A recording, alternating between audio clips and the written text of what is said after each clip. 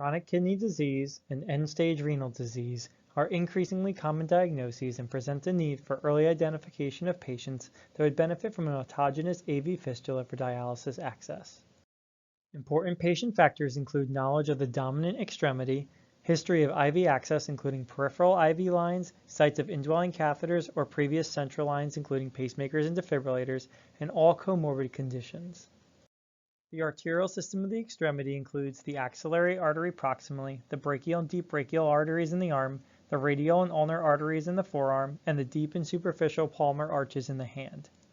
The deep venous system includes the radial and ulnar veins, which form the paired brachial veins, and the proximal axillary vein.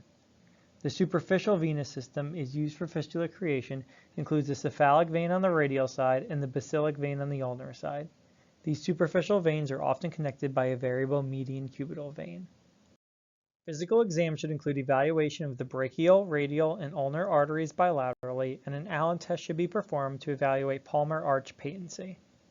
Venous collaterals or edema may suggest central venous stenosis. Imaging, including non-invasive arterial and venous ultrasounds of the upper extremity, should be performed. Size requirements include an unobstructed artery with luminal diameter of at least 2 mm and vein diameter of at least 3 mm. Autogenous fistulas are preferred to prosthetic grafts and should be created in the non-dominant arm if suitable and as distal as possible. A radiocephalic fistula is the preferred choice, followed by a more proximal brachial cephalic and then a brachial basilic transposition.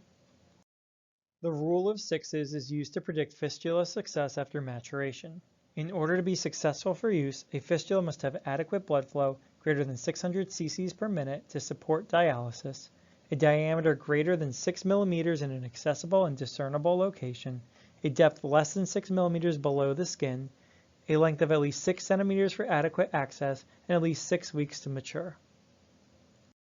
Failure of most vascular access grafts is due to one of three causes: Steele syndrome, graft stenosis, or graft thrombosis. Steele syndrome can occur due to a drop in distal perfusion from the creation of a proximal low-resistance arteriovenous shunt. Patients may present with hand coolness, paresthesias, or severe ischemia with tissue necrosis, with resolution of symptoms with compression of the fistula. Treatment can include ligation of the fistula, banding to reduce flow rates and increase resistance, or a distal revascularization with interval ligation or a drill procedure. The majority of fistula complications are due to outflow stenosis, usually secondary to intimal hyperplasia. Patients may present with persistent arm swelling, prolonged bleeding after needle withdrawal, or the presence of collateral veins. A fistulogram followed by a percutaneous angioplasty is often successful. Thrombosed fistulas may have no detectable flow and may require either an endovascular or surgical thrombectomy.